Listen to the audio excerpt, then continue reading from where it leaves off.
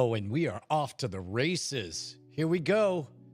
Ladies and gentlemen, we are live from the real Austin city limits, deep in the heart of the 7 Acres Schwood.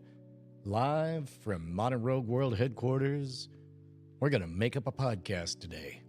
But for right now, we're just sitting and waiting to see who's first. Oh, that's right.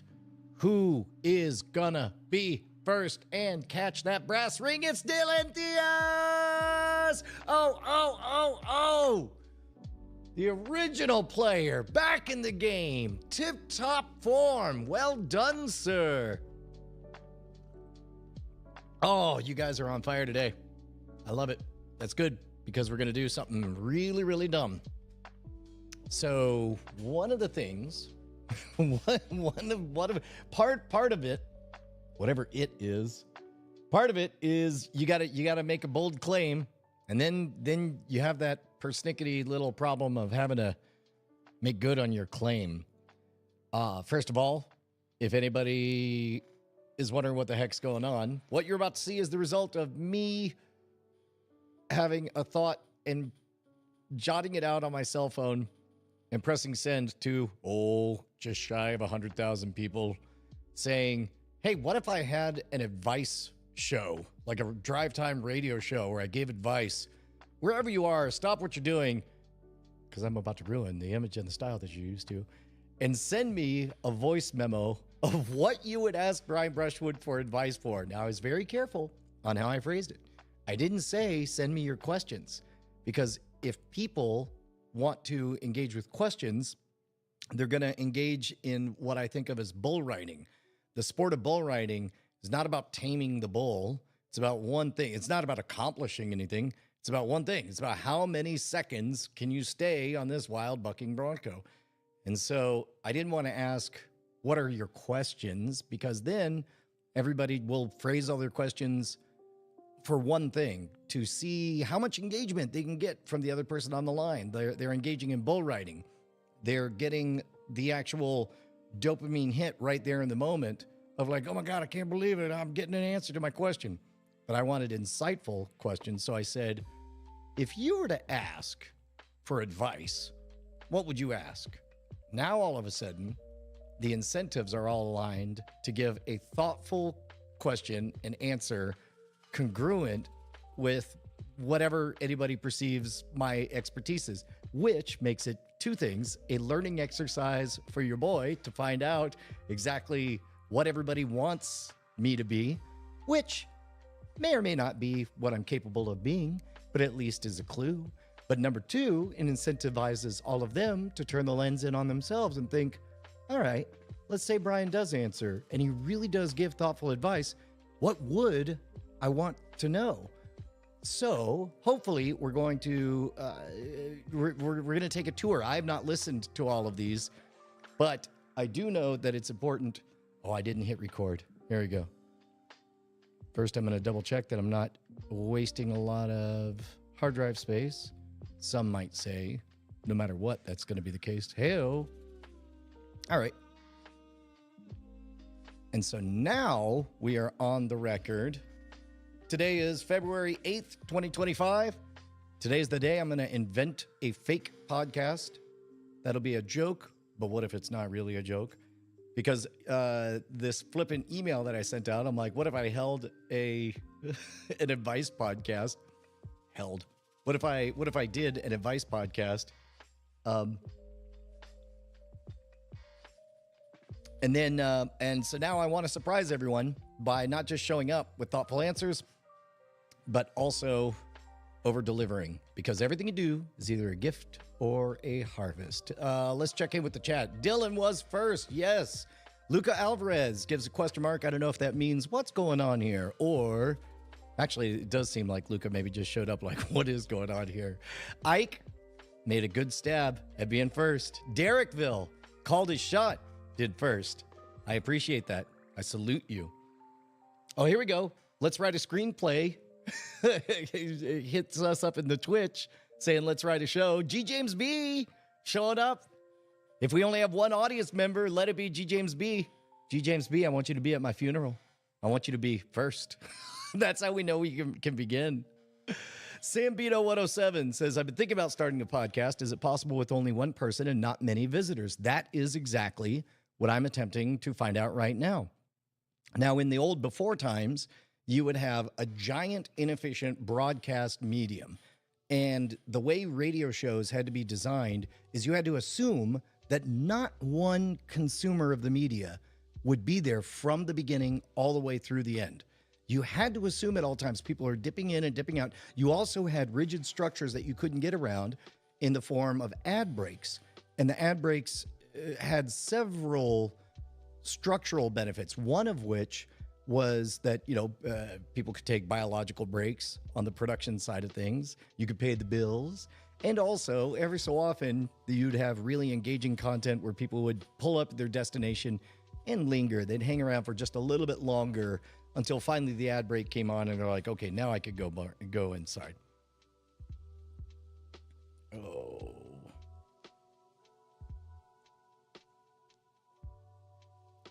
Okay. And hang on, I just realized that this is an ADD moment. I realized that the AC had, I said it earlier and then it hit its temporary time limit and then now it got back to getting warm in here.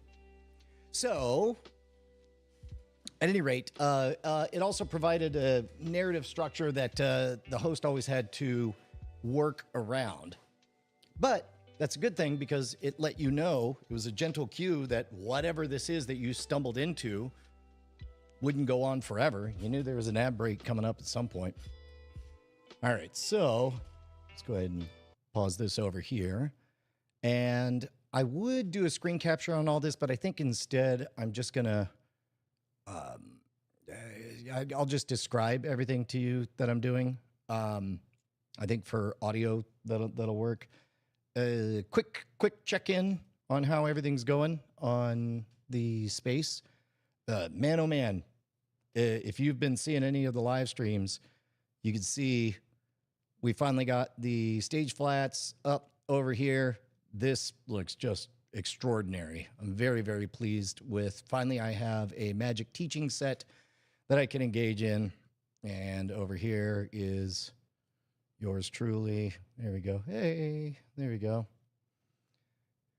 And learned a lot about the USB, how USB works. And yes, USB is a brittle, it's a brittle bone structure for the information data on all of the video part of things.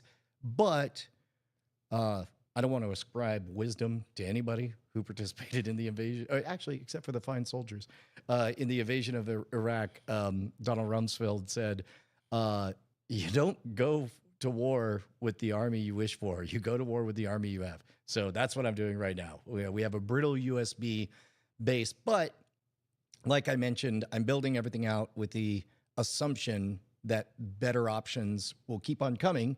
And if I keep showing up with excellent content, perhaps the audience will at some point want to help fund increases of quality so that we can switch to HDMI and do more and more and more of this stuff. But I'm a core principles kind of guy. So when it comes to the setup of everything, I guess here, go ahead and take a look at this. You can see that, we're on 2. There we go. You can see that no matter what the cameras are set up as, there's so much we can do in here, whether it's roundtable discussions, whether it's tutorials, or as I'm about to try on for size, whether it's inventing a drive time radio advice show and seeing, ooh, that's neat. Look at that.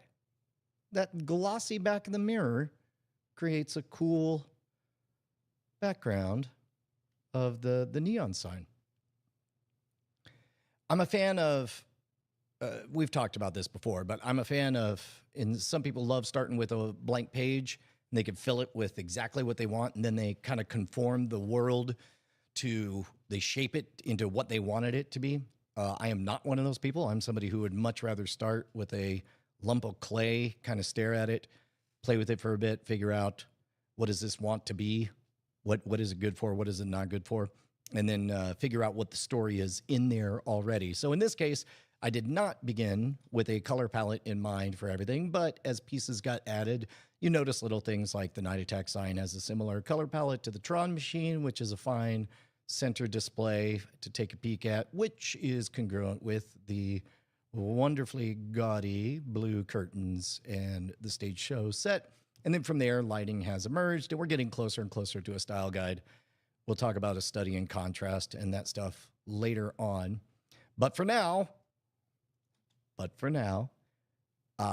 here's the thing I want to do. So if you're just joining us, here's what happened. On my email list, I said, what if Brian had an advice show?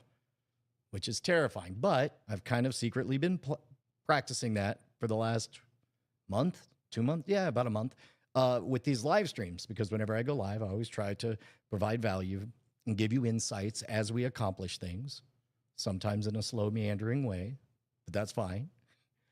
And so now I'm going to go through all this, but what I want is I'm always fixated on what cannot be faked.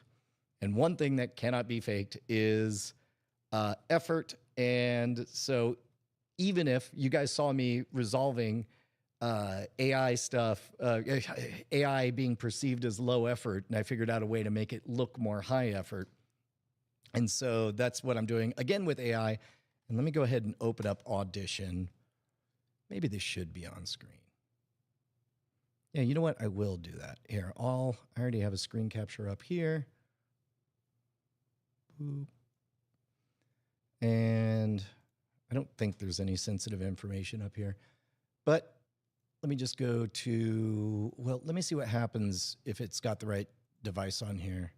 I'll put, I don't know. I'll just put Brian advice. So that'll be fine. Check 1, 2, check 1, 2, 3. This is me talking. So the levels that you want, this is the kind of stuff I learned when we were doing the TV show. You want it to peak at just under -12. So like I could scream, ah! But you see, it's not ever going to clip because the new mixer actually gives us, you know what? I'll just leave this running. We'll do that.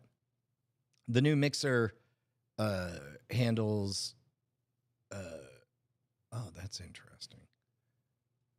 Okay. The new mixer handles the compression really, really well. Compression is the thing that keeps it from clipping. And so now let's take a listen. See how we like this. Just under. Oh, look at that. I'm so glad we checked. We almost were recording with the wrong microphone. Look at this. You want it to peak at just under -12. Yeah, that is not correct. That is not correct. So now we're going to check in with our infinitely patient intern. We'll see if he's talking to me right now.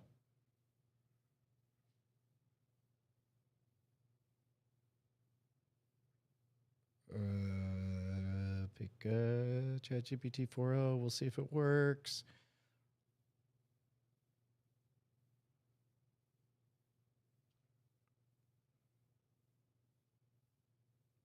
No, still not talking to me. The latest on this is that customer support assures me that it's a known issue and they're deeply, deeply sorry. So I'll do the next worst thing, which is I'll do this and I'll say in Premiere, the wrong mic is selected. How do I fix? How do I fix? Brian, no have timey for many syllables. Change audio. There we go. So edit in the top menu.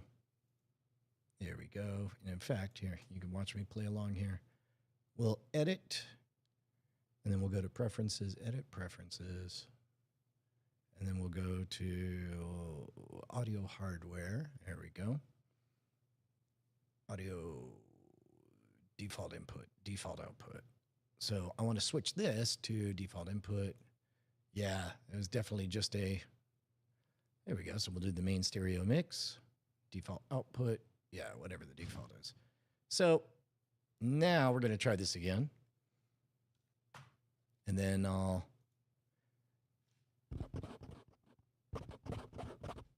a little bit of ASMR. That's how I got you. See if I talk right into this microphone.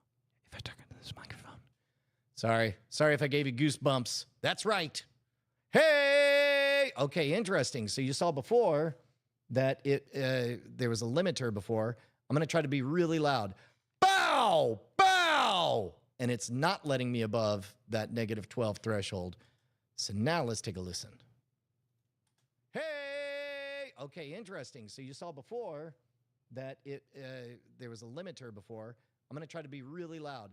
Bow! Bow! And it's not letting me above that -12 threshold. Okay, so in that case, now I'm taking a look at the vMix. I'm just kind of curious. A little bit of ASMR. Oh, stop me. What are you doing? What are you doing? Yeah, okay. So hopefully both the recording and me are at about the same level. And now, let's just try going live to tape. Let's see what happens. Although first I will kind of check in with the chat. Oh, good, Riley's here. Riley, guess who's first? Guess who's first when I do the thing? I hope it's okay, Riley, for me to say what's up. Except for the thing I can't say what is up. Let's see, real quick, checking in with the chat. Oh, thank you so much, Wolf Glenn. Look at that. VIP Wolf Glenn 99 in the Twitch chat. That's fantastic. G. James B says the flats look good with the floor. Yeah, I was surprised by that. And so often, compositional things, you can't know. Like, I couldn't have thought to do that in advance. It's not like I looked at all this. I just was like, well, let's see. And it turns out it creates one of the effects that I really like, which is kind of everything is, again, I'm currently in love with the word congruent. It won't be forever. But it's all congruent in color, but it's got that mishmash of texture and direction, which one of the aesthetic ideas that I've had, I've been thinking a lot about what would a World's Greatest Con primetime TV show look like, or movie or whatever. And I love the idea of an English pub that is somehow like Doctor Strange style magical, where it can oh, I'm just realizing that there's a massive delay. I hope we're not having any problems with the stream. But a Doctor Strange style thing where everything looks fine at one perspective, but then when the perspective shifts, everything goes wonky and crazy. And like, Brian just walks through a casual hallway and suddenly he's walking through the trenches of World War II. Okay. All right. Well, at any rate, let's see. Oh, I have not, Allied Atheist Alliance. I've not made it out to the Austin Football Club yet. That is definitely on the list of to-do. Okay. All right. Well, that's all the delay tactics I think I can engage in. So I'm going to press record on what will be, I hope, live to tape. I'll allow myself some nips and tucks as we go through it. But by and large, I'm going to talk to the, I guess, I don't know what to call the email audience. I guess I could call them the email audience. That would make sense. I'm going to talk to them the way I talk to you guys. So there we go. Oh, wait. No, I do have to download. That's right. Hold on. I think you're going to like this. Oh,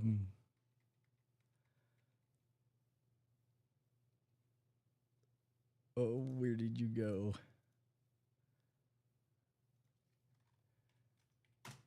All right.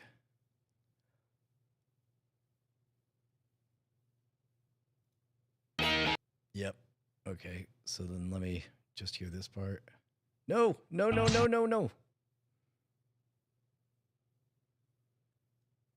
Oh, you know what would be fun? I'm just going to throw this out here. So a persistent issue in the design of everything has been like the lo-fi hip hop girl study beats to study to has been fine, but like every time a live thing goes out, there's usually like 4 to 8 songs that that have to be fixed.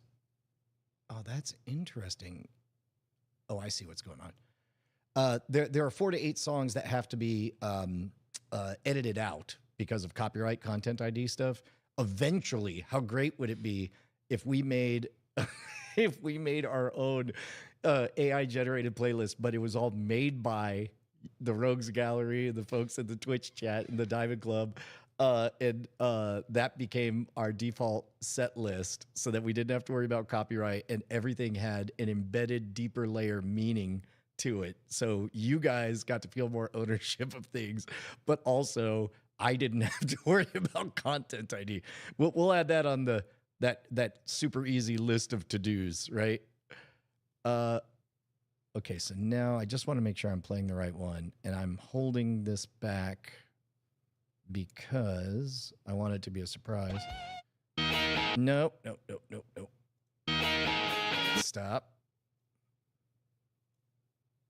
All right, so I will have to, okay, so I'll have to manually fade that out. Okay, so I'm going to hit play and then I'll do that and we'll see.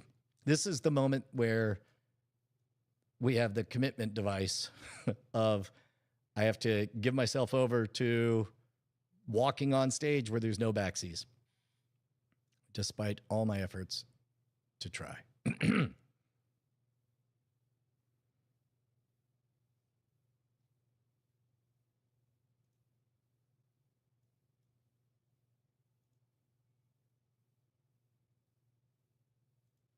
This episode of a totally fake advice podcast brought to you by you, your whimsy, your interest, and your desire for Brian to do increasingly crazy things like this. Brian's got a mind twisted inside, sees the world like sunshine at night. People gather around, he answers with hope. Only bravest soul can cope. Step up, step up, step up. It's the truth you can't deny. Step up, step up, step up. His wisdom's worth a try. Oh, today is February 8th, 2025. And I don't want to say it's your fault, but I will say that you are an enabler. My name is Brian Brushwood, and I made the mistake just a scant 48 hours ago of Double Dog daring you guys to ask me questions. And boy, did you guys show up. So I've created this totally fake podcast. And let's go ahead and dive right in. Hold on. It is... I even picked out the very first one. So what I'm doing now is I'm giving a pause and I'm talking different, so this will be easy to edit out of the waveform. Okay, here we go.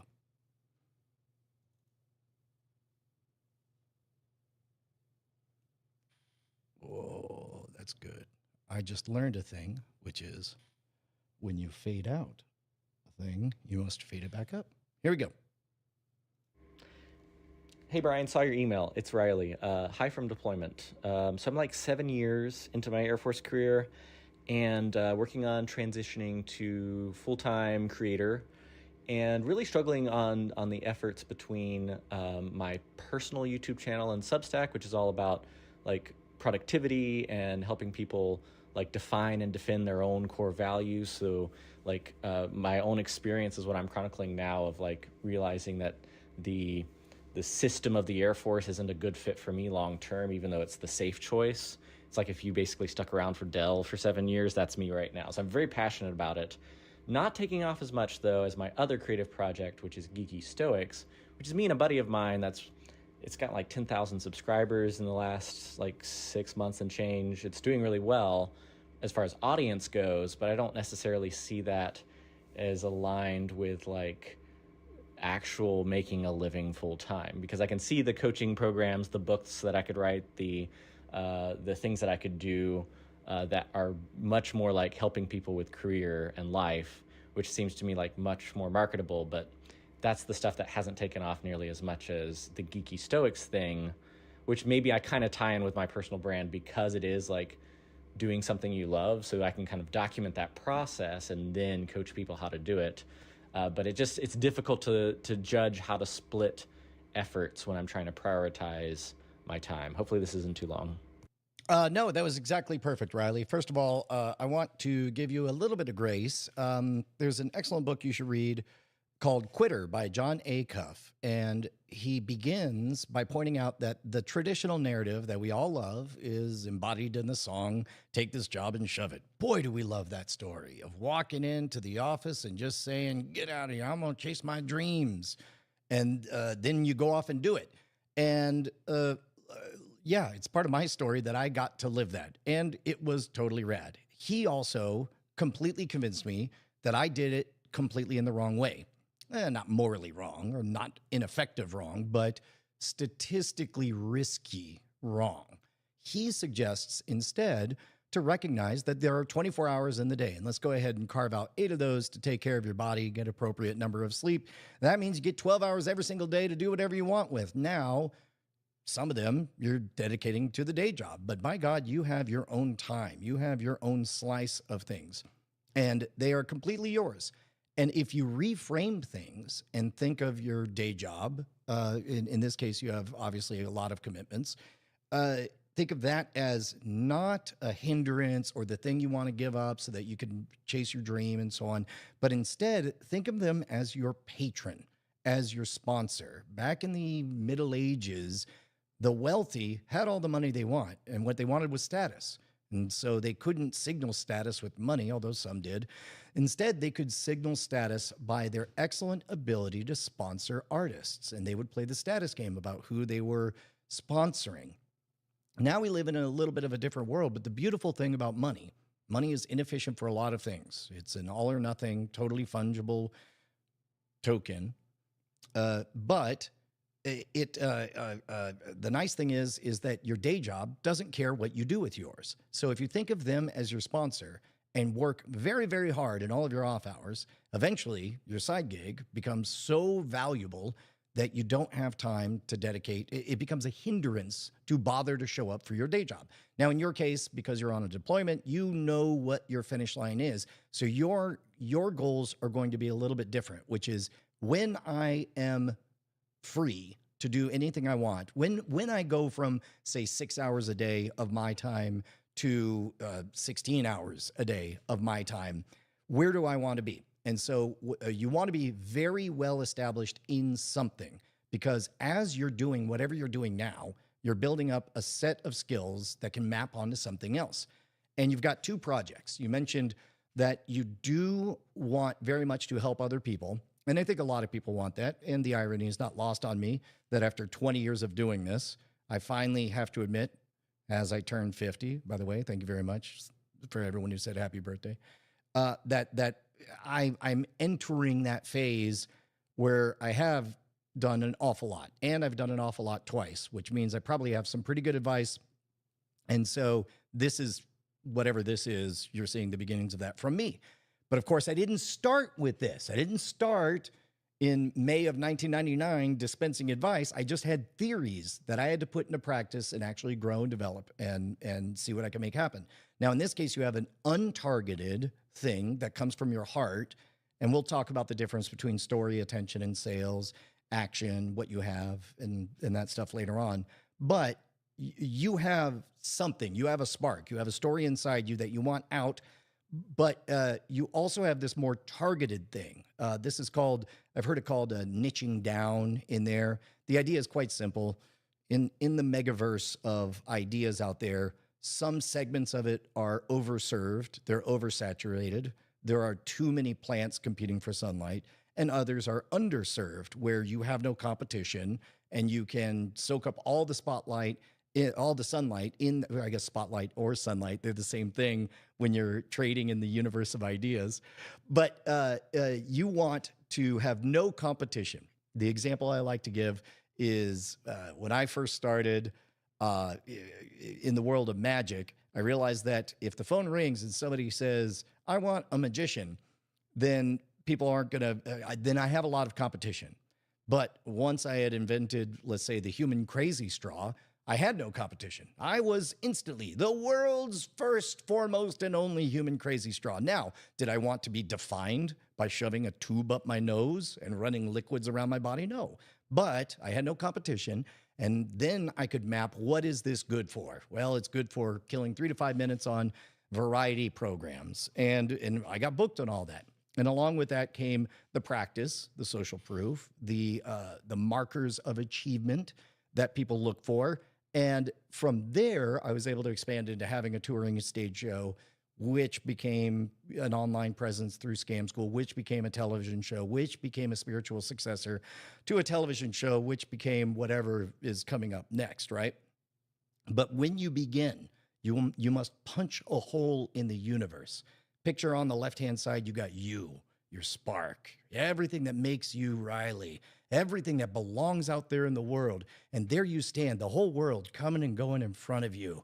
And the eyeballs casually glancing at you and then walking on past, and they're missing your gift.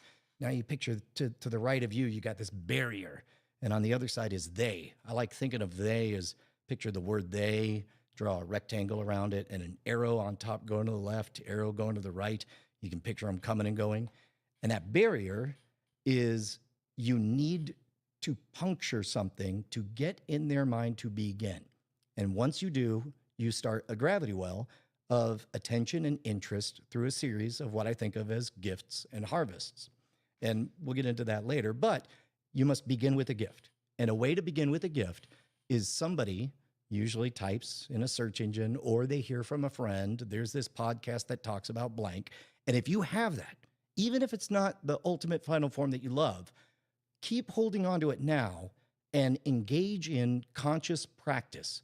Notice what keeps happening again and again, and then question, okay, the next project I do, will it be like this? Is this a problem unique to this specific thing, or is it applicable to whatever I do next? From there on, it's a matter of just iteration, and at some point, you'll have 3 or 4 irons in the fire. They'll all be doing fine. You'll be learning lessons. Hopefully each one is sustainable, and you'll be able to increasingly get congruent with the things that you really want to share with the world. All right, next question. How do you find inspiration for your next big project?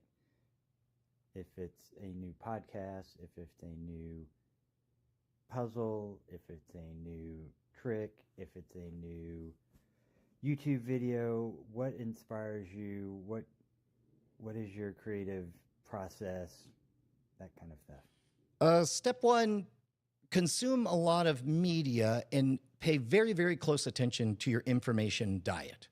Just like because it turns out when you eat garbage food, your body turns to garbage. It turns out when you eat healthy food, your body gets healthy. Likewise, if you know what you want is to come up with something new and interesting that hasn't been seen before, then you need to survey the landscape within your domain. And we'll talk about how to select your domain and how to recognize where you are later on.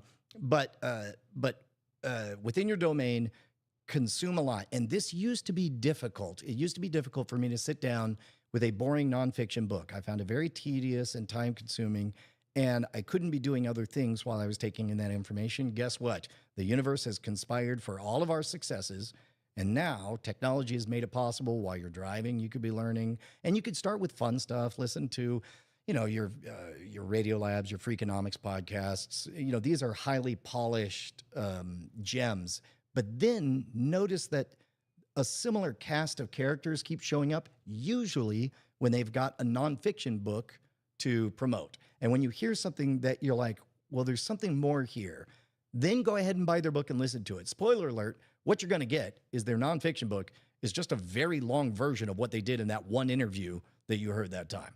But it's going to give you enough that you can keep on processing it. And remember, our brains are wonderful analog meat computers, and the way we remember things is through repetition, rehearsal, and deepening those neural pathways. So yeah, you're hearing the same thing again and again in a slightly different way in the nonfiction book, but studies indicate that you internalize it more, you remember more things better if you do 2 laps of a nonfiction book at, say, 1.5 speed than 1 time at 1 speed.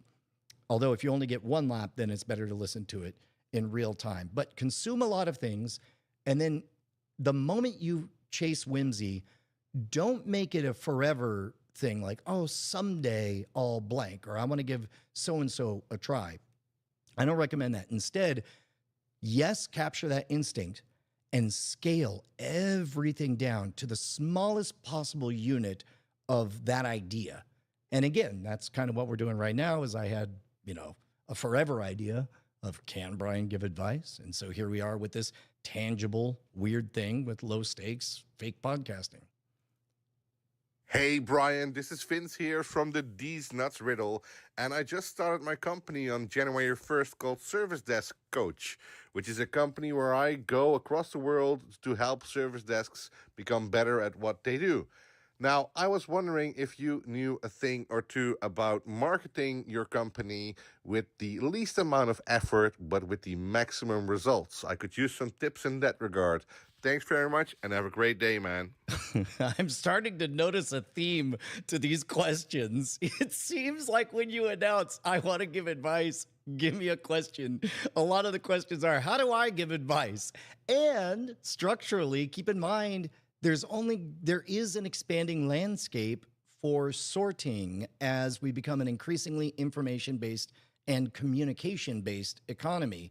Now we got robots coming in and taking over more and more. Ultimately, all that matters is the sun shines, that sunlight gets collected into plants, and then we used to rely on 90+% of people were farmers, and then other people had the luxury of being in information and art economies. But now that is totally flipped, and now robots do almost all of the translating from calories to foods that we eat. And now increasingly we have structures where we work in information and intellectual elite idea economies. So yes, good on you. You have figured out a segment where the world is broken, and you get to start putting it in order. You get to start making that happen. And then in general, have a very specific beat that you're covering. Figure out what you're doing that is different from everyone else. And we'll talk more about this later on if you guys want more of this stuff. But there's power in a name. And I've already forgotten the name that you gave. A good name is both hands a problem and is the solution.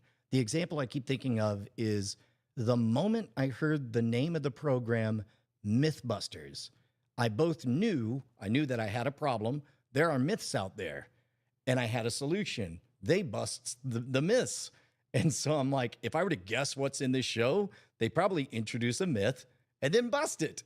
And so I know exactly what service this program was going to do. And it turned out that they did it in an engaging, character-driven way with fun experiments that transformed the world in a very positive way. So likewise, I think desk was in there somewhere. So that's good that you have a name for it. You can get a little bit more attention. So the moment you hear a name, if the question is, what is that? I'm not going to say that means the name is no good, because otherwise, like, all foods would just be named food product, contains calories. And we don't want that. We have to engage in a little bit of poetry. So, here, let me actually hear what you said again. It's Vince here from the These Nuts Riddle, and I just started my company on January 1st called Service Desk Coach. Service Desk Coach. Okay. The game I always play is, let me guess, does he fix service desks? So yeah, not bad. I like a little bit of top spin on it, a little bit of spice. You could think of it as a third gravitational body. You know, you take 2 planets, you kick them, and you could do the math on where those planets are going to be for about 1 billion years. But you add the smallest third gravitational body, and things get real interesting real fast. They get totally unpredictable. So Service Desk Coach, that's great. That is a solid 2-body name. I wonder if you could think about what's a spice, you know, like the underground Service Desk Coach. Like Service Desk Coach is a thing everybody accurately will get right. But or what is the the angry service desk coach sound like? Or what is, for me, I didn't want to compete with other magicians on magic because I wanted to stand out from the crowd. I also wanted to telegraph instantly, please don't book me for your kid's birthday party. So I co-opted the term bizarre magic. Bizarre magic within magic circles had traditionally meant you tell a ghost story and then you find their card. It's a story-driven, scary kind of magic. But I had just seen David Blaine co-opt the term street magic, which used to mean busking and passing the hat. And instead he took close-up magic and just branded it as street magic. And I was like, well, screw it. I could take a blend of sideshow mind reading and comedy magic and call it bizarre magic. And that was a hindrance in the short term because nobody called up an agency saying, I need a bizarre magician. No, they would just say, I need a magician, or I need something to keep people occupied at my holiday party. But in the short term, that was a hindrance. But in the long term, I had no competition within the college market, and I was able to grow, thrive, and survive there, and then keep on moving from there. Thank you very much for the question. Hey, Brian, I'm curious, how did you go about starting your own business and being successful in how you are with showing off all the really funky magic trick stuff that you do, and like having your podcast?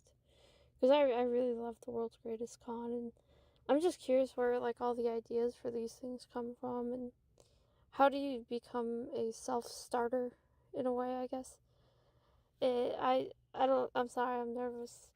It's a weird thing to email someone an audio clip, but I really do hope that you're doing well and you're having a good day. Also, sorry, big fan. All right. First of all, good on you for being brave and for pressing record, because that is hard. Going from 0 to 1 is always incredibly hard and incredibly intimidating. I don't care. Like, I remember calling into radio shows and my heart would race like crazy. I used to really guilt myself over all that. And then I was watching like the World Series of Poker, and somebody got dealt an extremely good hand, and you could see their fingers tremble as they threw their bet out. And as if it was not a big deal at all, the announcer said, oh yeah, see, what just happened was he got an extremely good hand, and this is an important round. So he got an adrenaline rush, and a side effect of adrenaline is that your fingers will tremble. And suddenly it was like a wave of absolution came over me. I was like not at all worried or embarrassed of being nervous. And it used to be that you would read about in health class in elementary school the difference between eustress and distress. Distress, of course, we're all familiar with, and that's what we think of when we think of stress. But eustress is a special kind of stress, like the excitement of walking across the stage at graduation day. So because we humans are all narrative-seeking individuals, I've made the habit of reminding myself that I'm experiencing eustress, not distress. So good on you for going through the eustress of recording a question, putting it out there, and even embracing the excitement that you're feeling. Also, I don't call it nervousness. I call it excitement. Second of all, here's the terrifying thing to share with you. I still don't think I'm successful. I still look at my entire body of work and I'm like, wish I really could have landed that. And there are occasional bits that I'm like, you know what? Not bad. And I'm glad you mentioned World's Greatest Con. That is one of the greatest gifts I've ever received from the beautiful, incredible human, Justin Robert Young, was when he called, and this was just after he had done heavy audio production on his incredible Raise the Dead series. And once he had landed the plane on that, he called me and he's like, hey, I want you to hang up the phone. I want you to press record, and I want you to just talk about what you think the world's greatest con is. And he says, also, what's the world's greatest con? And I'm like, oh, it's got to be Operation Mincemeat. And then I just spoke extemporaneously on it. And I wasn't nervous because I didn't have to worry about how Justin was going to receive my ramblings. He gets to hear them all the time. But then from that came a pretty good seed of an idea that through refinement became the polished product that I'm extremely proud of to this day. And I'm glad that landed for you. So the answer is, how do you go from 0 to 1? How do you begin? And I would say that the biggest thing to remember is that you have the forever idea, the big picture, the someday, and you must figure out, okay, let's leave that in the clouds and let's figure out a piece of the story that can happen today. That down the road you can point to, like, I didn't think much of it at the time, because this is, of course, how it always goes. Big moments rarely seem big in the moment, but figure out where you could start in a domain that doesn't intimidate you. It could be a subsection of a Discord where you want to tell stories about mechanical dragons who love chess, right? And in the right domain, you could just start this little thing. And what you're really doing is you're practicing, you're building up muscles that'll eventually become second nature to you. But the important thing you've done is go from 0 to 1. And then when you've built up 1, 2, 3 people who are like, keep going, congrats, you have pierced the veil. You have punched a hole in the universe. You have given the gift that will begin the virtuous cycle that will lead you eventually towards what you want. But you got to check in with yourself at all times to make sure what you're doing is, again, that word, congruent with where you want to be. G'day Brian, Dylan here. Mate, I've got a question for you that I'd love some advice on. Lately I've been having a lot of conversations with potential business partners and sponsors, and I seem to keep running into the same sort of issue. I don't know how to effectively sell myself and our company as being worth working with without also coming across as a total douchebag. And on top of that, I really don't want to oversell our value either. It boils down to I struggle with finding the right balance in these conversations. I know you've had plenty of experience dealing with people both socially and professionally, so any advice that you would have would be massively appreciated. And also just wanted to say I've been a fan since the days of the Spikes and R3, and I still love what you're up to, man, so keep killing it. Cheers, mate. All right, right on. So the biggest thing is there's what you know needs to happen at some point. I like to think of the world from two perspectives. You could think of it as the strategic and the tactical. Tactical is what you do, boots on the ground. I think of it as like a first-person shooter game. Your Doom, Quake, etc. Like you're there, in the battle, running from place to place. But then there are slow motion decisions that you make to put yourself in those positions. Now, for me, it was pretty obvious where I was at any moment. When I was on stage in the middle of a 45-minute show, I was not at all thinking about what strategy Brian, maybe I was cursing strategy Brian for putting me in this situation, but I was too busy being boots on the ground to do anything about it at the time. And then when it came back, I would have a meeting of the two sides of my brain and have words with myself about what I did and didn't like, and strategy Brian would promise to get better. Still, that's an ongoing debate between the two Brians that live upstairs, the two roommates. But in your case, you have that moment when you are boots on the ground. You know that strategy Dylan says, right, and now's the part where you sell the gig, and we are go for selling the gig, and Q, go for gig, go for sales, do the sales thing, land this plane. And it sucks, man, because we have that moment. We feel that pregnant pause, and we know it's time to seize that brass ring. And so often we let it evaporate because there are different structures when you're in the moment that there are, just think of those as muscles that you have not developed. Now, there are narrative strategies that you can internalize. You do want them to be honest and true, but you also want them to be internalized and automatic so that you will take no offense whatsoever, no matter what the outcome is. A very awkward situation. We lived in a neighborhood that was really prone to solicitors. Or let's take the early days of phone spams, right? Where you would call and you couldn't tell, is this the bank calling to tell me if I'm overdrawn, or are they trying to sell me something? And so I would develop automatic things like, are you about to make a solicitation of any kind? And then they would say, oh, well, this is just a an evaluation or whatever. And then in a well-rehearsed thing I would say would be, I'm sorry, I'm not permitted. I'm sorry, this household's policy prevents me from from taking any kind of action whatsoever on any inbound call making a solicitation. Now they're not arguing with you because everyone's got their scripts to cajole you into doing, handle this way, handle this way. One of the more powerful strategies is to cite an outside third party. Now, some people think that means make up. Oh, I'll talk to my manager, and then they don't really have a manager or whatever. Don't lie if you can avoid it. Instead, decide that you have a policy. And I don't mind stepping out in this increasingly self-aware world where, for example, in the YouTube world, a lot of the comments, you'll see a lot of armchair producers giving what they think are helpful tips on pacing for editing or set composition or what they notice in the background, et cetera, et cetera. All that comes from a good place because everybody is becoming more media aware. So I don't mind going a little bit meta. In fact, in this very program, I mentioned the overall purpose of this. So you could go a little bit meta and say, and just admit, you're like, so here's the thing. Suddenly you have their attention. This is the part. Oh, this is the part. This is all scripted and they're in a scene. This is the part where I know I'm supposed to ask for the sale, but I don't like asking for sale. However, I wrote a note that I'm holding right now that says, I am going to flatly ask for the sale. So the price is this.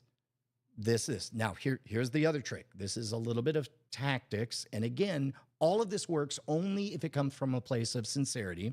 You can't be disingenuous. You have to be fully present. Some people think that Brian deals in magic words to get you what you want. Spoiler alert, all Brian deals in is give more value than you ask for in return. So you can hand them your problem or your challenge. Don't say problem. Hand them your challenge. You're like, this is the part where I'm supposed to ask for the sale. There you go. Say, this is the part where I'm supposed to ask for the sale.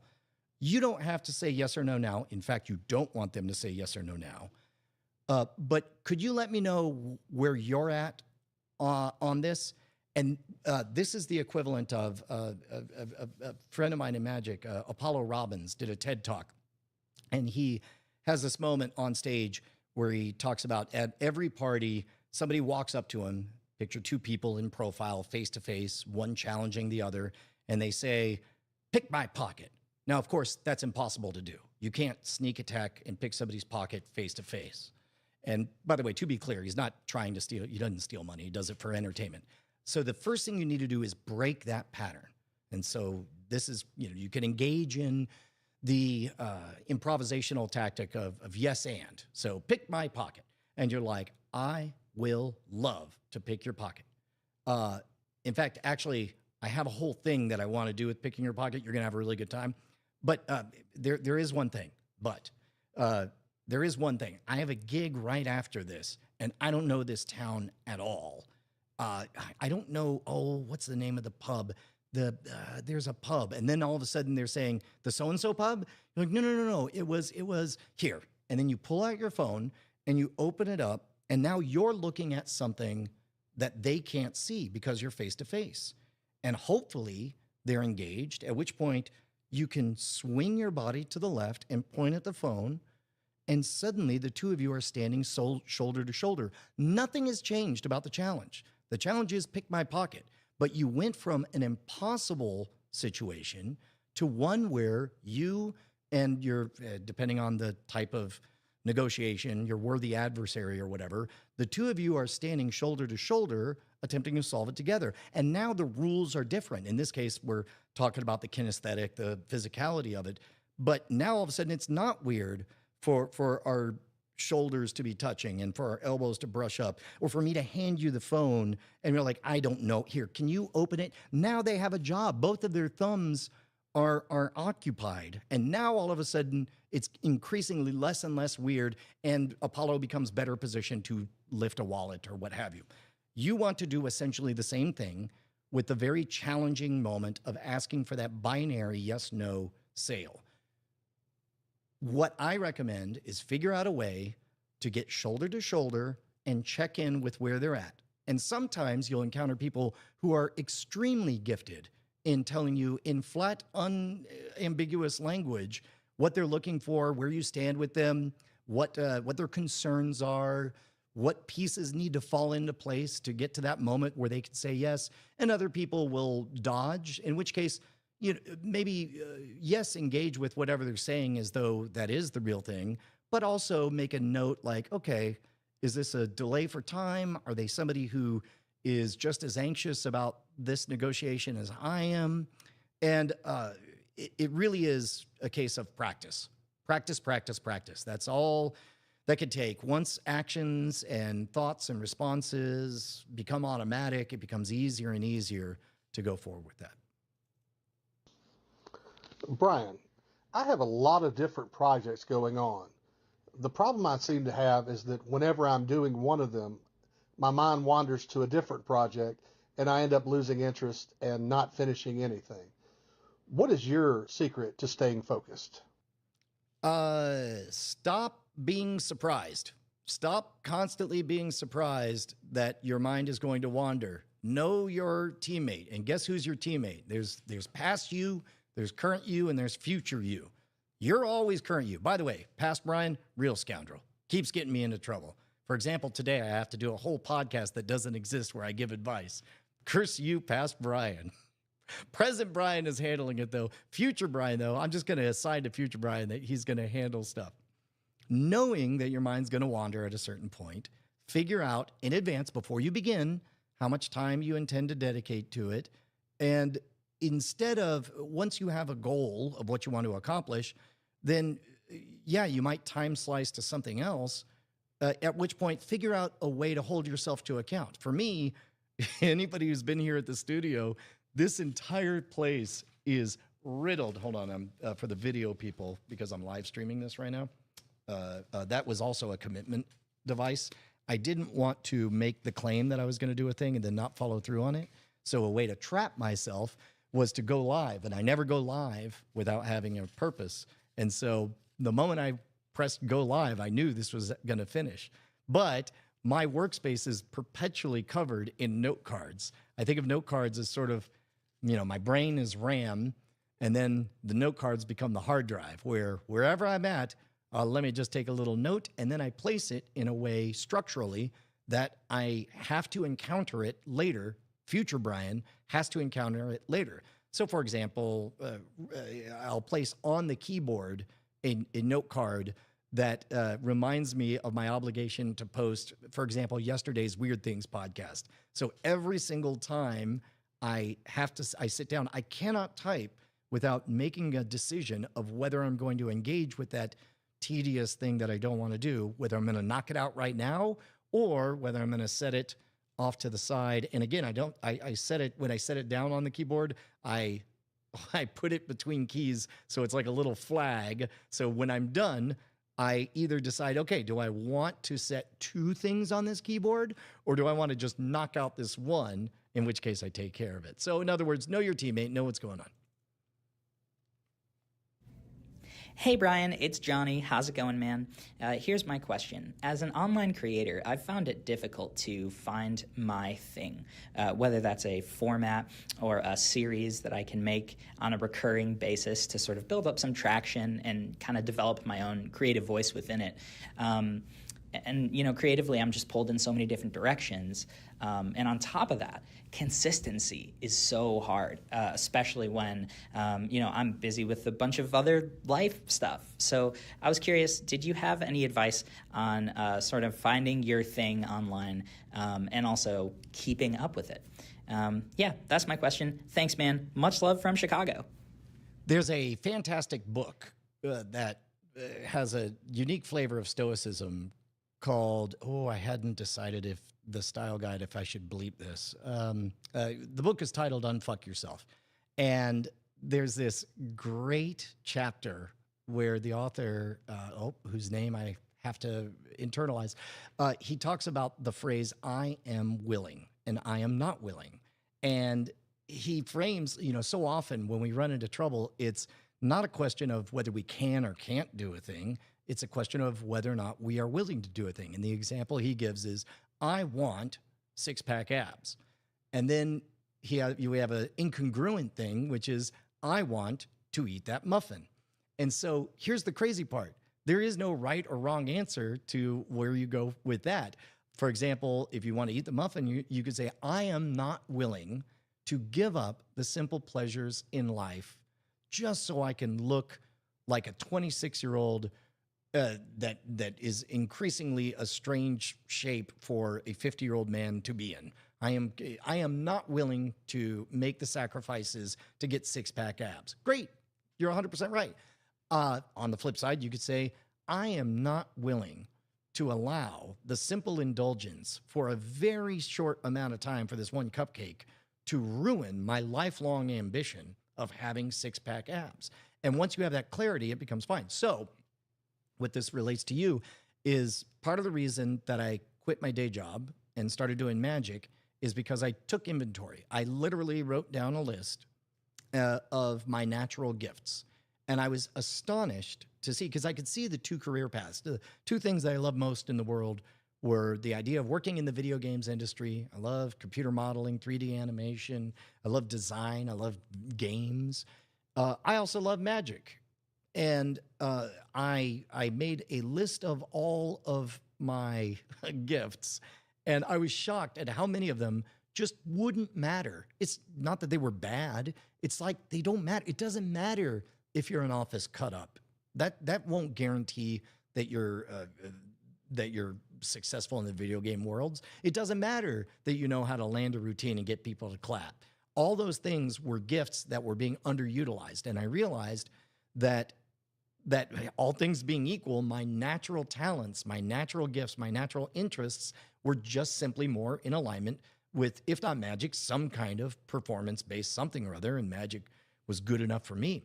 So when it comes to picking, I would say begin, because I've seen enough of your work, Johnny, to know that you do have a number of natural gifts, and you got to figure out, try writing them down in black and white, and then once you have them, pretend that you were just handed, as if you're giving advice to someone else.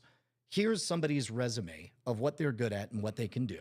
And then maybe as another exercise, either write or think about, what are all the things that you would and wouldn't recommend for this totally other person than yourself? And then sit with that. And again, everything's going to take laps. And I can't believe, I don't know if I'm just getting older or I'm reading more cognitive neuroscience books, but sleep on it a bit and then revisit it multiple times. Because the part of our brain, Broca's area, that loves, that where all of our lingual capabilities are, loves narratives and storytelling. And meanwhile, the bulk of your brain has a whole bunch of other faculties and its own opinions doing its own thing. And it will show up, in the weirdest of places, in your dreams or whatever. It's your non-lingual roommate upstairs. So have that conversation, engage in that dialogue with yourself, but it begins with an honest assessment of your natural gifts and your natural interests, and try to avoid any specifics. Speak only in generalities. In general, I like this kind of thing. In general, I'm good at this kind of thing. In general, I follow through on this kind of thing. Hey, Brian, my name's Mark, longtime fan. So my question would be, I'm 38 years old. I'm not doing good financially. I've been eating Slim Jims for like the last 3 days. And I'm at a place in my life where, 38 years old, don't know what direction I should go in life, like where the journey should take me. One of my issues is I feel like, every few years it feels like I'm losing people left and right that I love and care about. And I've kind of gotten to a place where it's very difficult to be motivated. It's very difficult to, try and decide where I should go. And I'm asking you because you're someone who I look up to and I admire. I've been a fan of yours for years. How do I find where, I'm supposed to be going, if that makes sense? Well, boy, there's a lot here, and we don't have all the time, so this will be one that we'll have to pick up later. But let's start with a simple exercise. When you know exactly where you're headed, when you have a North Star, and it is ironclad in your mind, physically, you absolutely know with every step you're taking whether or not you're going towards or deviating from your North Star. And so you have two problems that you're dealing with. One is you see yourself meandering, and you want to choose from the menu of life what you want. It is extremely difficult to choose. When you walk into let's say a giant Chinese mega buffet, and there's hundreds and hundreds of dishes, how on earth do you choose? How on earth do you choose? And the answer is you flip the problem on its head. You figure out not what you want, but what you absolutely don't want. So you look over at the salad bar and you're like, well, I did not spend $50 to go into a Chinese mega buffet to eat salad. Great, salads are out. And I did not come here to eat sushi, which I'm allergic to. Great, sushi is out. And now all of a sudden you keep doing that, and then you realize, oh, there's really only 7 or 8 things I want in this buffet. And it's like, great, but do you want a lot of, and then you run it through the filter of, okay, well, I am trying to lose this many pounds by whatever. Or you could say, I did just finish this giant mega thing and I do deserve a treat. Then you figure out, again, that word congruence, which one is congruent with it. And so in hippie goal setting things, they say begin with the ending in mind or whatever. But before anything, choose from the buffet of life and figure out all the things that you don't want, and also question why you don't want them. That comes down to your core values and so on, and get to a place where you have your North Star. And again, just like the advice I gave to Johnny, don't make it too specific. Don't say, I'm going to have blank number of dollars. Instead, take that same goal and say, I'm going to have enough that I can do whatever I want, or not whatever I want. I'm going to have enough that I have the flexibility to take blank vacations. And that's beautiful, because take blank vacations. Vacations could be going camping. It's free. Vacations could be staycations. Vacations could be whatever. So drill down on the feelings you want and write those down and figure out, okay, how did I get there? There's I don't know, I believe it's a Buddhist exercise where you try to remember in reverse. So you're dealing with a problem and you remember in reverse, how did I solve this? Past tense. And then you think of, for me in goal setting, you picture where you want to be, and then you go back and you're like, what were the important things that got me here? And you eventually get to, oh yeah, there was that time I did, again, for my career, that time I did my first national TV appearance, et cetera, et cetera. So I'm like, great. So where am I in this timeline? I'm clearly before I've had my first national TV appearance.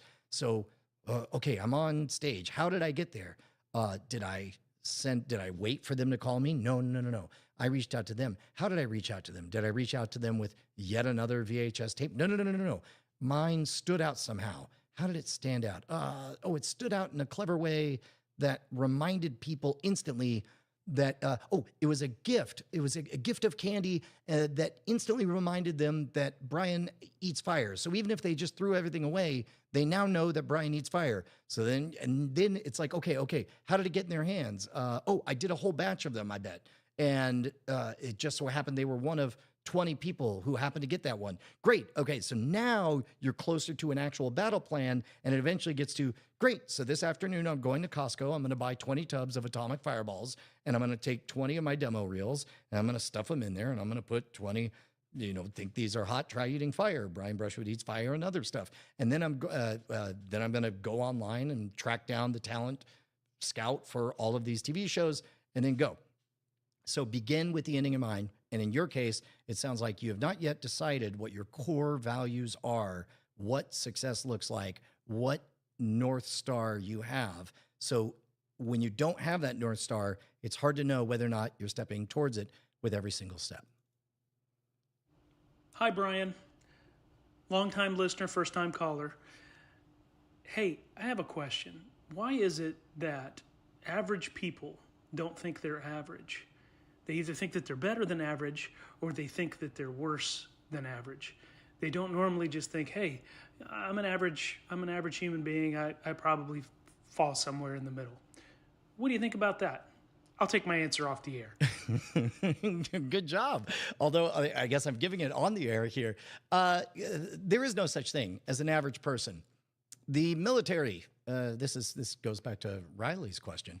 Military designed a cockpit for the average human, 5'10", average human, handspan this wide, average human, this, that, and the other. Guess what they figured out? The average cockpit built for the average human was a mismatch for every single one of their pilots. There is no such thing as average. We exist as a continuum, as a spectrum of variations, deviations from the norm, standard deviations on that bell curve in every aspect. There's only a median, and yeah, I am on the low end of, for example, patience, but I am at the high end of creativity. I am at the low end at ease of follow through, but I am at the high end of going from 0 to 1. Now, does that make me below average or above average? Of course, if we're going to reduce everything to just one dimension, then yeah, I guess I am average. But of course, nobody is average, and nobody thinks of themselves as average. All right, I got a few of these that I didn't have time to get through. I'll go ahead and wrap it up. I do want to give a shout out to Steve Farmer, who wrote a thoughtful email saying that he would love a book club. As many of you guys know, I consume 20 to 30 nonfiction books. I'm over a decade in doing that, 20 to 30 nonfiction books a year. A voracious consumer of that media. It'll be a bit of a journey to sort and figure out in what order people should do it. But if you guys think it'd be fun to do a book club, that'd be fun. And then finally, very, very few of you guys, statistically speaking, have made it all the way to this moment. Those of you who have gotten to this moment, some of you were watching live and you know me for either the comedy projects or the magic projects or the hacking projects or the TV or the social media, or you bought something transactionally through the store, but you all got to right here.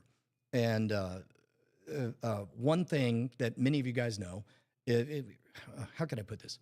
I ain't getting paid directly for what I'm about to say, but if you dug this, a way for me to track whether or not this kind of thing lands for you is, number one, if you dig this, write me an email, brian@shwood.com. And I know everybody on this planet does not want to believe that a human being could possibly read all of the emails at brian@shwood.com. But the truth is, it amounts to a couple dozen usually per day. And I do read every single one, and I try to respond to as many as I can. Let me know. Let me know, check in, brian@shwood.com. The second thing, and this is the crazy one. I don't know if the code is active yet, but the folks over at Squarespace, and it's rare to have a sponsor that has a message congruent. There's that word again, congruent with your core beliefs. But Squarespace really does seem to have cracked the going from a street corner to becoming whatever it is I am now, all in one vertical. You really can start with your message and then grow from there and so on. So you guys have heard me do Squarespace ads before, and they always end in, use promo code ROGUE at checkout, ROGUE. One thing I really appreciate about Squarespace is that they have taken a long-term bet. Sometimes numbers are high, sometimes numbers are low, but they're not eager to give up on me. So if you want a signal, at some point, you're going to need a website. All things being equal, I like the Squarespace ecosystem. You can use promo code ROGUE. And if I don't know if it's active yet, but I suggested, do me a favor, give me flexibility to mention Squarespace in weird projects like this one, and just add promo code Crazy Brian.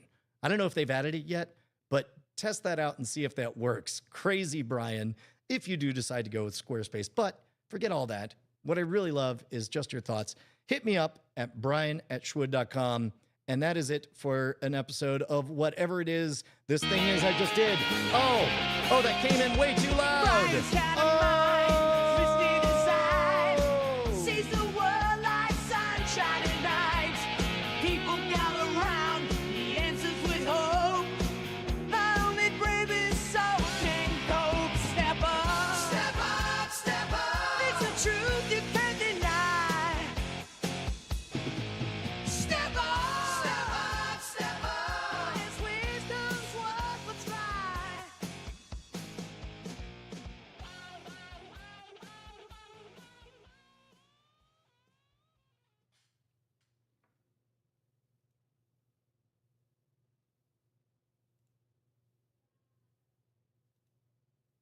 Hey, I did the thing. That was kind of weird. That was, you know, I'll call it what it was. That was weird. I don't know how I feel about it. But I do know that I got this far. It'd be a real shame if I stopped now. So now I'm going to go find, did anybody notice a moment that I needed to fix it, everything seemed like, they call it flow state when it's like, oh yeah, no, I got this. I know what's up. Most of that was spent in flow state. There was that hiccup at the beginning. Let me see if I can find it.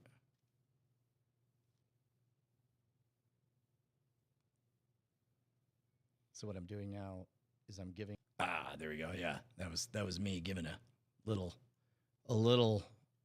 clever thing to myself. So that silence makes it easy to find. Hold on. Guys, show up. So I've created this totally fake podcast, and let's go ahead and dive right in.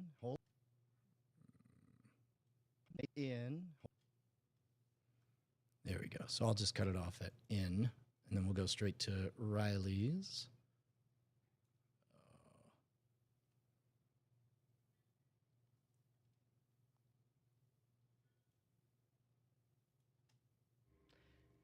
Hey, Brian. Okay, there we go. Oh, you know what? I should be showing this on screen. Apologies. I humbly beg of you. My apologies. So here's the beginning of Riley's. Hey, Brian, saw your email. There we go. So I know that's the beginning. And I know at least right there, that's all garbage. So now it goes in. Hold on. Hey, Brian, saw your email. It's right. Yeah, that's good enough. Turns out sometimes good enough is good enough. Let's see how long of silence we have at the beginning. This episode of a totally fake advice podcast brought to you by you, your whimsy, your interest, and your desire for Brian to do increasingly crazy things like this. Okay. And then from the waveform, I could tell something's off here. And you'll be able to increasingly get congruent with the things that you really want to share with the world. All right, next question. How do you find inspiration for your next big project? Okay, so all of this, I'm just going to run through the podcast voice filter that should even everything out. It's not ideal because it'll take an inhale and then like a sharp, it'll have a sharp edge to it, but we'll see how it sounds after I have that filter on. And you'll be able to increasingly get congruent with the things that you really want to share with the world. All right, next question. How do you find inspiration for your next big project? Okay, so let me hear how the music sounds different through the podcast. Interest and your desire for Brian to do increasingly crazy things like this. Brian's got a mind twisted inside, sees the world like sunshine at night. People gather around, he answers with hope. The only bravest soul can cope. Step up, step up, step up. It's the truth you can't deny. Step up, step up, step up. His wisdom's what we'll try. All right, and then we'll hear. All right, next question. How do you find inspiration for your next big project? If it's a new podcast. So I guess that's good enough. Let me see. I think Dylan's ended up given the gift that will begin the virtuous cycle that will lead you eventually towards what you want. But you got to check in with yourself at all times to make sure what you're doing is, again, that word, congruent with where you want to be. G'day, Brian. Dylan here. Mate, I've got... Yep. Okay. So basically what I'm looking for is to make sure that these guys are all in the same range. The opening is a little bit loud, but that's fine. I think you can see the waveform's a little bit silly here. And thoughts and responses become automatic. It becomes easier and easier to go forward with that. Brian, I have a lot of different projects going on. There we go. Okay, so I'm going to save as, what? Oh, actually here, let's do mix down. Wait, no. Actually, I will save it first because that'd be a shame if I lost it. Save as. Okay, so this is the effects rack over here, and this is all stuff I'm learning. So what I want to do. Oh no. Okay, for a second there, I thought it was going crazy. So let's go to the E drive. Let's go to production 2025, Brian Advice Radio, and then we're going to start a format. I like going year, month, and day. Weird pilot episode.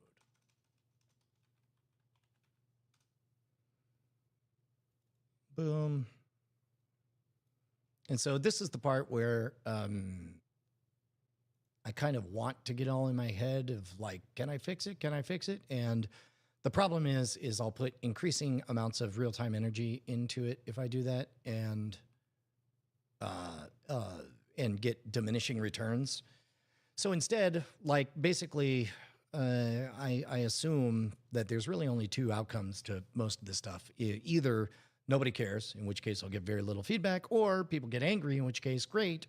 That means I'm onto something, but it means now I have data on how to not do it. And if and then the third option is people both like it and respond. So I'm not going to get in my head about it. So now we at least have that one saved. So let me export mix down. Sure. Oh no. Oh no. Apply? How do I apply? Oh, there we go. Apply the effects rack. Yep.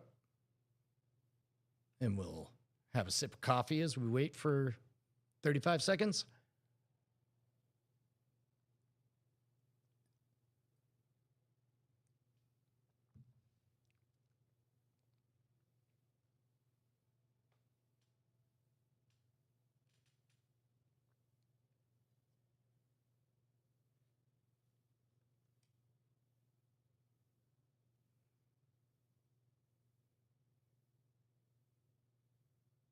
And then we'll see. Yeah. So the call-in segments are still a little bit quiet, and you'll be able to increasingly get congruent with the things that you really want to share with the world. All right. Next question. How do you find inspiration for your... Okay. So it's definitely quieter, but whatever. It's also better. So now I'm going to save as. Save, or I want to export. There we go. On a multi-track mix, I guess save as file. Brian Advice 01 MP3. Let's put it in the right spot. Let's go to, let's go to 2025. Brian Advice Radio. This is where it goes. Brian Advice 01.mp3. There we go. Okay. Is being compressed to a lossy format. That makes sense. I did the backup. The thing you're suggesting is the thing I did. Okay.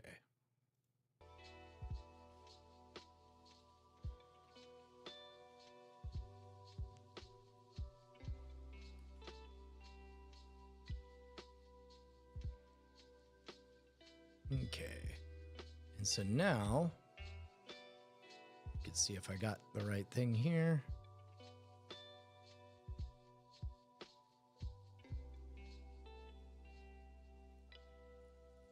I'll pause this over here. This episode of A Totally Fake Advice Podcast brought to you by you, your whimsy. Okay. So that's there. I guess I'll check the fade out at the end. That's really this. Sunshine at night.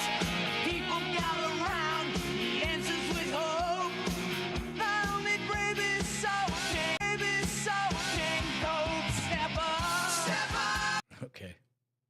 By the way, the prompt I wrote for that, well, I don't want to rob myself of too much dopamine just yet. But I don't mind.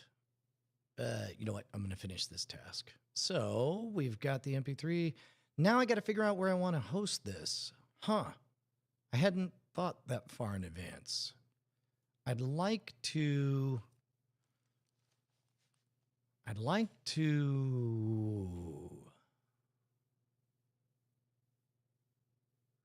You know what? I could. That's interesting. I wonder. No, it should be audio only in an easily approachable format. I guess I can. You know what? Let me actually. I'll ask you guys. Right, Riley. What would be the best way? So Riley wrote in with a question because you got the email, Riley. When it comes back to you, how do you picture it coming back to you? With a link to a direct MP3 or a YouTube link or what else? And I guess we'll open that up to everybody.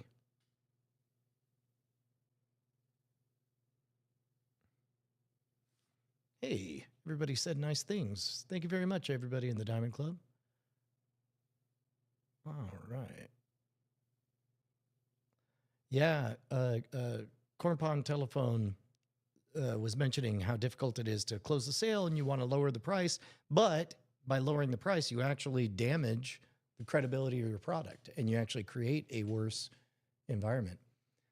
Tram says, coming from my perspective, I would enjoy a YouTube link, which, I mean, I did just record all of this to YouTube, but you wouldn't get any of the audio post-processing. And I would be able to, well, I guess I,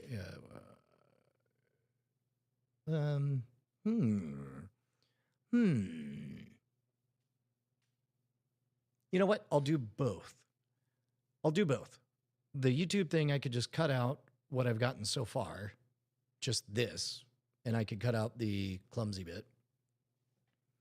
And then the audio version, I think SoundCloud is probably the most trusted. I don't think I have a SoundCloud account, but you know what? It's a good time to go ahead and make one. So I guess that'll be it for the live stream then. After this, it's all post-processing, which eventually I want to let you guys all in on. I actually have a camera set up over there, but I'm still designing the throughput and the pipeline, and I'm assuming you guys don't want to just tune in to watch stuff break. But Riley says YouTube's the easiest, most user-friendly, so maybe I'll start with there. Cool. All right, guys. Well, thank you very much. I will see you guys soon. Bye.